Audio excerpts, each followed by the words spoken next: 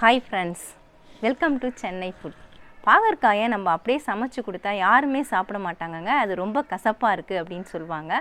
ஆனால் அந்த பாகற்காயை வச்சு கசப்பே இல்லாமல் நல்ல முறுமுறுப்பான குர்குரே செஞ்சு கொடுத்தா விரும்பி சாப்பிடுவாங்க. நல்ல முறுமுறுப்பான குர்குரே ரொம்ப சுலபமாக எப்படி செய்கிறதுன்னு தான் பார்க்க போகிறோம். வாங்க பார்க்கலாம்.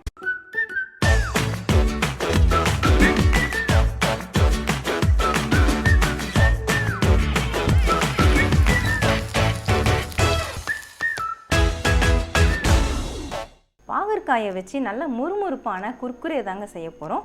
அதுக்காக நான் 1/4 கிலோ பாகற்காய் எடுத்திருக்கேன். இந்த பாகற்காய் பார்த்தீங்கன்னா நல்ல மெலிசாக கட் பண்ணியிருக்கேன். எந்த அளவுக்கு நம்ம தின்னாக கட் பண்ணுறோமோ அந்த அளவுக்கு நல்லா முறுமுறுப்பாக இருக்கும்.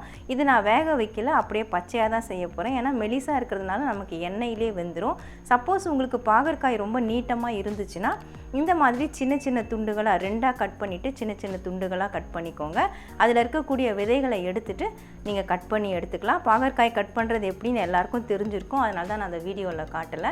இப்போ இதில் இருக்கக்கூடிய கசப்பு போகிறதுக்காக நம்ம சால்ட்டு தூவி விட்டுக்கலாம். 1/2 டீஸ்பூன் அளவுக்கு நான் சால்ட் எடுத்திருக்கேன். அதை நல்லா இதில் தூவிடுங்க. 1/2 டீஸ்பூன் மஞ்சள் தூள், அதையும் நல்லா இதில் தூவி விட்டுட்டு இதை நம்ம நல்லா மிக்ஸ் பண்ணி விடணும். அது மாதிரி மிக்ஸ் பண்ணதுக்கப்புறம் பார்த்தீங்கன்னா இதில் லேசாக தண்ணி வெளிப்படும். அந்த தண்ணியை நம்ம பிழிஞ்சிட்டு எடுத்து பயன்படுத்தினாலே இதில் கசப்பு எல்லாமே நீங்கிடும். நிறைய பேர் பாகற்காய் கசப்பாக இருக்குது சாப்பிட மாட்டேன்னுவாங்க. அதுலேயும் குறிப்பாக பார்த்தீங்கன்னா குட்டீஸ்லாம் சாப்பிட மாட்டேன்னுவாங்க. அவங்களுக்கு இந்த மாதிரி நல்லா முறுமுறுப்பாக செஞ்சு கொடுத்தா விரும்பி சாப்பிடுவாங்க. இந்த மாதிரி நல்லா அப்படியே மிக்ஸ் பண்ணி விட்டுடுங்க. இது அப்படியே ஒரு 5 நிமிஷம் இருக்கட்டும். பாகற்காயை உப்பு மஞ்சள் பொடி போட்டு பெசரி விட்டு நல்லா 5 நிமிஷம் ஆயிடுச்சு. இப்போ அதுலேருந்து தண்ணியெல்லாம் வடிய ஆரம்பிச்சிருக்கு பாருங்கள். அதுலேயே அந்த கசப்பு எல்லாமே போயிடும். இருந்தாலும் நம்ம ஒரு வடிகட்டியில் போட்டு கொஞ்ச நேரம் வடிய விட்டோம்னா எல்லாமே வடிஞ்சிரும். நான் புளி வடிகட்டுற ஒரு கரண்டி தான் எடுத்திருக்கேன். ஹோல்ஸ் இருக்கிற எந்த கரண்டி வேணுனாலும் நீங்கள் பயன்படுத்திக்கலாம். அதில் நம்ம அள்ளி போட்டுக்கலாம். இதை அலசக்கூடாது, அலசுனா அதில் ஈரம் அதிகமாகிடும். அதனால் இப்படியே நம்ம செஞ்சாலே போகிறோம். இதில் இருக்கக்கூடிய கசப்பு எல்லாமே போயிடும். இந்த மாதிரி செஞ்சுட்டு இதை அப்படியே ஒரு 5 நிமிஷம் நம்ம வச்சுட்டாலே போகிறோம். அதில் இருக்கக்கூடிய தண்ணி எல்லாமே வடிஞ்சிடும். இந்த மாதிரி ஓட்டை இருக்கிற கரண்டியில் போட்டதுனால பாருங்கள் எந்த அளவுக்கு அதில் இருக்கக்கூடிய தண்ணி எல்லாமே வடிஞ்சிருக்குது. இதில் பார்த்தீங்கன்னா அந்த கசப்பு எல்லாமே நீங்கிடும். நம்ம அதை மறுபடியும் ஒரு தடவை இந்த மாதிரி ப்ரெஸ் பண்ணி விட்டுட்டு இதை வேறு ஒரு பவுலுக்கு நம்ம மாற்றிக்கலாம். இந்த பாகற்காய்க்கு தேவையான நம்ம காரம் சேர்த்துக்கலாம். 1/2 டீஸ்பூன் அளவுக்கு நான் தனி மிளகாய் தூள் சேர்க்குறேன். 1/2 டீஸ்பூன் கரம் மசாலா. கரம் மசாலா வேண்டாம்னா நீங்கள் சாட் மசாலா கூட சேர்த்துக்கலாம். 1/2 டீஸ்பூன் மிளகுத்தூள். 1/4 டீஸ்பூன் அளவுக்கு சால்ட். நம்ம ஏற்கனவே பாகற்காயில் சால்ட்டு சேர்த்துருக்கோம், அதனால் பார்த்து சேர்த்துக்கோங்க. இதுக்கு பைண்டிங்காக நான் கடலை மாவு தான் சேர்க்குறேன். நான் 100 கிராம் அளவுக்கு எடுத்திருக்கேன். நம்ம கொஞ்சம் கொஞ்சமாக தேவைக்கேற்ப தான் நம்ம சேர்த்துக்க போகிறோம். இப்போ 50 கிராம் அளவுக்கு கடலை மாவை நான் சேர்த்துக்கிறேன்.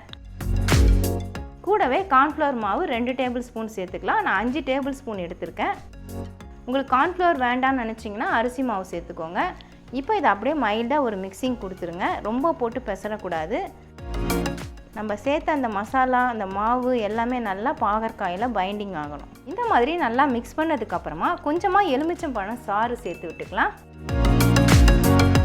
சேர்த்துட்டு மறுபடியும் கலந்து விட்டுக்கோங்க. கலந்து விட்டுட்டு கொஞ்சமாக தண்ணி தெளிச்சிட்டு நம்ம மிக்ஸ் பண்ணணும். அப்போ தான் இந்த பாகற்காயில் நல்லாவே இந்த மாவு கோட் ஆகும். இல்லைனா பாருங்கள் சரியாக கோட் ஆக மாட்டேங்குது. அதனால் கொஞ்சமாக தண்ணி தெளித்து விட்டுக்கலாம். என்னுடைய கையில் நான் ஒரு கை எடுத்திருக்கேன். இப்போ மீதம் இருக்கிற கடலை மாவையை நான் அதில் சேர்த்து விட்டுக்கிறேன். கூடவே 1 டேபிள் ஸ்பூன் அளவுக்கு கார்ன்ஃப்ளவர் சேர்த்துக்கிறேன். மொத்தம் நான் 4 டேபிள் ஸ்பூன் கார்ன்ஃப்ளவர் சேர்த்துக்கிறேன்.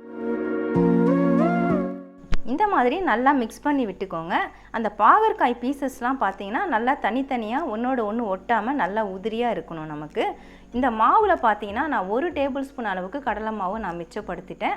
அதே மாதிரி 1 டேபிள் ஸ்பூன் கார்ன்ஃப்ளவர் மிச்சப்படுத்தியிருக்கிறேன். இவ்வளவு தான் நான் போட்டு மிக்ஸ் பண்ணியிருக்கேன். இப்போ இதை நாம் பொரிக்கிறதுக்கு ஸ்டார்ட் பண்ணிடலாம். பாகற்காய் பொரிக்கிறதுக்காக நான் ஸ்டவ் ஆன் பண்ணிவிட்டு கடாயில் எண்ணெய் ஊற்றி வச்சுருக்கேங்க. நீங்கள் கடாயில் எண்ணெய் ஊற்றிட்டு ரொம்ப ஹை ஃப்ளேமில் வச்சு ரொம்ப எண்ணெய் காய விட்டுறாதீங்க. மீடியம் ஃப்ளேமில் வச்சு மிதமான சூட்டில் எண்ணெயை வச்சுக்கோங்க. அப்போ தான் நம்ம சேர்க்கும் பொழுது அந்த பாகற்காயும் நல்லா வெந்து முறுமுறுப்பாக கிடைக்கும். இப்போ ஒவ்வொரு பீஸாக நம்ம எண்ணெயில் சேர்த்து விட்டுக்கலாம். தனித்தனியாக இருக்கிற மாதிரி பார்த்து சேர்த்துக்கோங்க.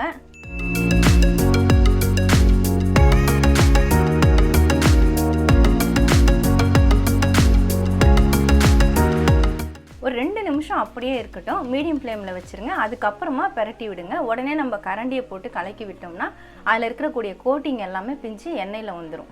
எண்ணெயில் நான் 2-3 நிமிஷம் நல்லா பரட்டி விட்டேங்க. பாருங்கள் நல்ல கோல்டன் கலரில் வந்திருக்குது. நல்லா மொறுமொறுப்பாகவும் இருக்குது. இந்த சத்தத்திலேயே உங்களுக்கு தெரியும் எந்த அளவுக்கு நல்லா மொறுமொறுப்பாக இருக்குன்ட்டு. இப்போ நாம் இதை எடுத்துடலாம். நல்லா எண்ணெய் வடிய விட்டுட்டு எடுங்க. இந்த சவுண்டுலேயே உங்களுக்கு தெரியும் பாருங்கள் எவ்வளோ நல்லா மொறுமொறுப்பாக இருக்குது. அவ்வளவுதான் ஃப்ரெண்ட்ஸ். பாகற்காயை வச்சு நம்ம வறுவல் பொரியல் இந்த மாதிரிலாம் செய்வோம்.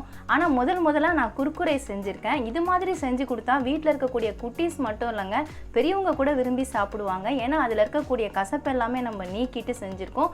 இந்த பாகற்காய் குர்குரேல சுத்தமாக கசப்பே இருக்காது.